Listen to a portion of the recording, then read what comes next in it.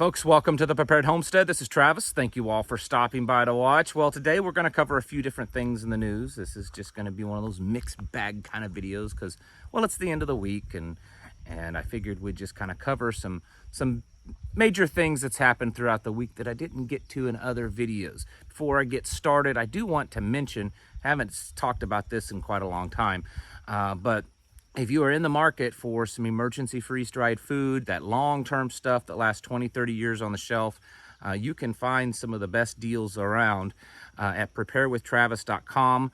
There's a link down in the description below if you need that, but you can go to preparewithtravis.com and you can find some really good quality and valued stuff through My Patriot Supply, which is a company that I work with. And they still have stuff, and they're still shipping it out as fast as they can.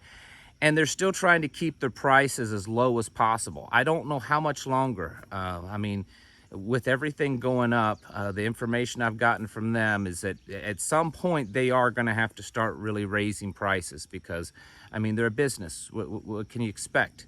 You know, they got to make money too. So while it's still within the realm of being affordable, you ought to check it out. But today we're going to talk about, at least starting off, the inflation. I know the stock market went crazy today. The inflation numbers came out and they're higher than last month. Oh my goodness. No one in the world would have expected that. It's such a shock. Right. Because every American out there that actually works for a living and pays for their own gasoline and their groceries and stuff didn't already know that. Trust me, folks, we are very well aware that inflation is going up. Are you paying more for your gasoline right now than you were a month ago? Yeah. Are you paying more for your groceries today than you did a month ago? See, we've already known about it. But they put these numbers out because, well, it makes everyone feel a little bit better to say, well, they're high, but I mean, they're not as high as it was back in the 70s. I mean, they're not like double-digit high. When we all know that these numbers are about as fake as the current administration in Washington that's putting them out. So don't get all hyped up in the numbers. We've said on here before, and others have said the same, that you can take the current inflation rate and multiply it by a number of 2 to 3, and you'll probably get somewhere within the actual inflation rate.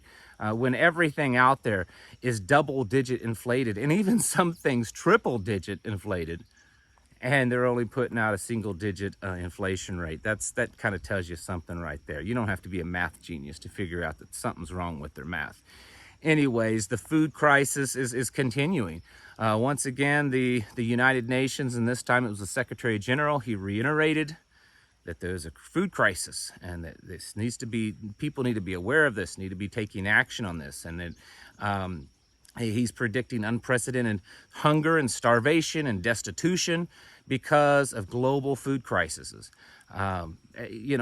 Is this smoke and mirrors? Is this hyping it up? Is this, trying to manipulate? Well, it's all very possible because anytime a world leader or someone in the government talks, you got to assume that there's at least some of those things going on. But the fact is that we are living in the beginning stages of a major food crisis globally. A global food crisis. America's probably going to end up better than most other countries, but we're still going to hurt. It's going to hurt our pocketbooks, and it's going to definitely hurt the lower levels of our society. They're going to really feel it a lot. And so that's why we're preparing. That's why we're growing food. That's why we're, stocking up, because we see this coming, and instead of just pushing it aside and only focusing on the now, which is what most people do nowadays, we're going to do like our grandparents and our great-grandparents did and have our own little supplies put away so that we can ride through the rainy day, even though maybe there's a lot of rainy days ahead. So that's why we prepare. In other news, sound like a newscaster. In other news, the current, but the up-and-coming decision from the Supreme Court on Roe v. Wade has caused the government, apparently, they are going to be activating the National Guard the amount of violence that's still continuing. The news talk showed it in the beginning when that first leak on Roe came out, but it's still happening. In fact, a pro-life pregnancy center, I believe up in New York, was firebombed just a few days ago by a self-pronounced terrorist group. They admit that they are, and really nothing's being done about it. This is going to continue going on. And then we had a Supreme Court justice, a threat to his life, just a couple of days ago also. And so we expect to see, I'd say, some more violence. In fact, this one terrorist group that did the firebombing up in New York, they have announced that on the day that this court decision is released, that they will be burning the country to the ground, basically.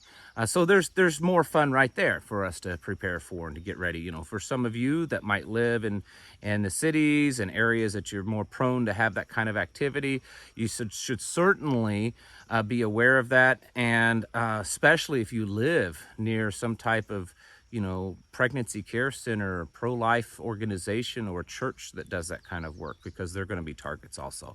And then some of the bigger news that's come out this week that kind of just got glazed over by a lot of people was one of the largest gas depots facilities in the United States down in Freeport, Texas, caught fire and burned, and they've had to shut the thing down. They expect it to be shut down for at least 3 weeks. Overnight in Europe, natural gas prices skyrocketed 40%. And the reason is that this is a big export facility. If you've ever seen those big ocean liner thingies that have big, huge tanks, that's kind of where they go and they fill up. So we have been supplying Europe a lot of its gas because they've been cut off from Russia.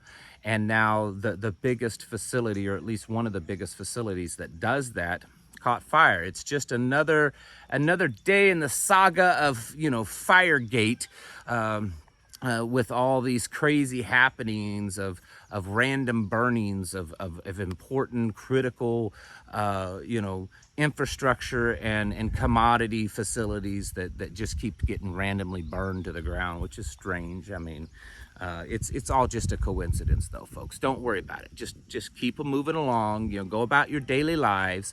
Don't pay any attention to it. It's just a coincidence, okay? It's just a real run of bad luck. Another key part in our whole supply chains and infrastructure and everything burned. So it's all right. The big point is, though, folks, is that we're seeing, as we talk about all the time on here, we're seeing a pattern. Okay, I'm a pattern kind of guy. I like to see patterns, watch them, try to figure out where we're going with, and whatever it is. And maybe I'm completely wrong. And if I am, please let me know. But I'm pretty sure over the last 2 years, and especially the last year and a half, we have seen just an overt, in our face, feel like we're getting slapped around pattern of events happening, just one right after another. And you always hear these people, oh, well, that kind of stuff happens all the time. Well, yeah, it does, but it doesn't happen in the repetition that it's happening now. It doesn't happen in the intensity that it's happening now. Do food factories and facilities catch fire and burn? Absolutely. Do fertilizer plants catch fire and explode? Absolutely. We can all remember stories of them happening over the last couple of decades. But we're talking a lot of it's been happening in the last 6 months, okay? In the last 6 months, there's been well over 24 food facilities, warehouses, production farms, different things like that burned to the ground. There's been numerous fertilizer and chemical plants all over the world catch fire and burn.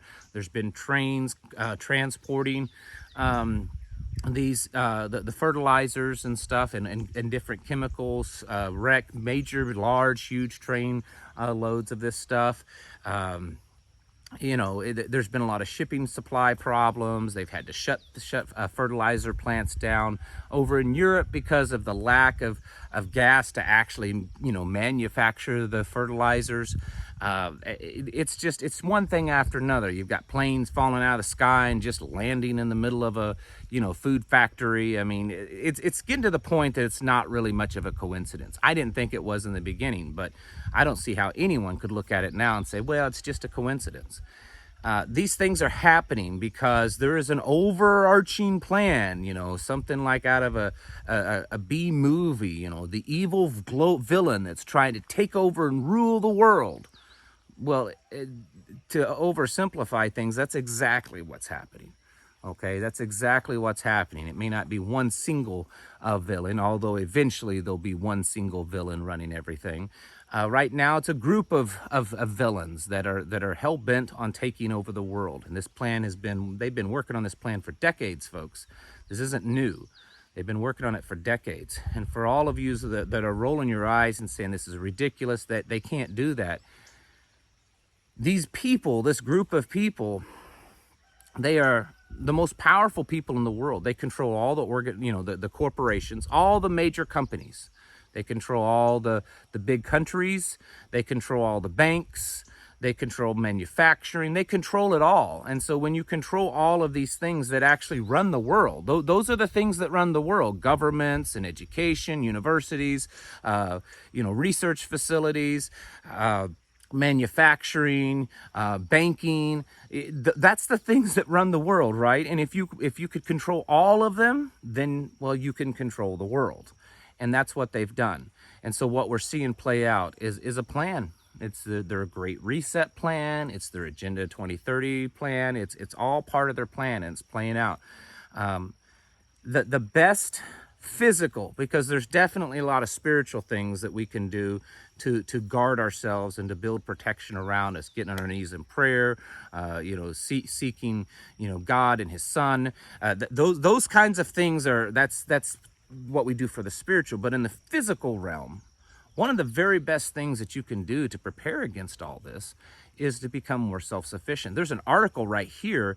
This is talking about governments. It's talking about the best way for governments to handle and to get through this crisis, this global crisis, is for the governments themselves to become more self-sufficient in their commodities and their food, so that they are able to live off of what they produce.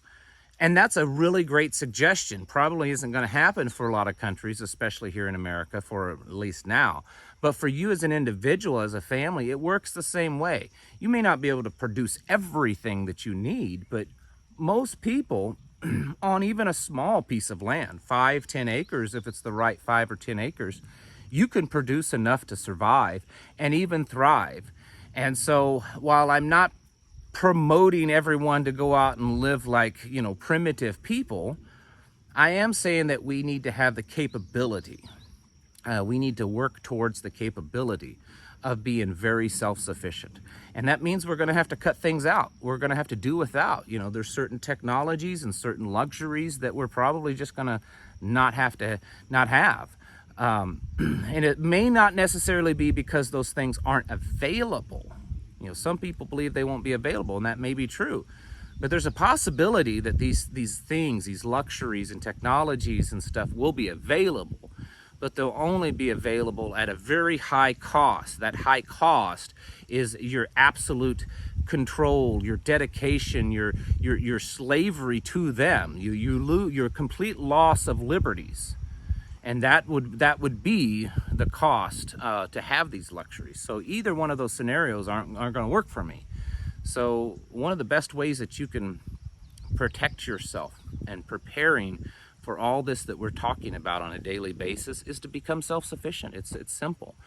Grow your own food, raise your own animals, cut your own wood for heat or whatever it is, make your own medicines, learn to make things with your hands, cut trees down, make lumber out of it, do things naturally as much as possible, or old-fashioned as much as possible. Our ancestors once did it.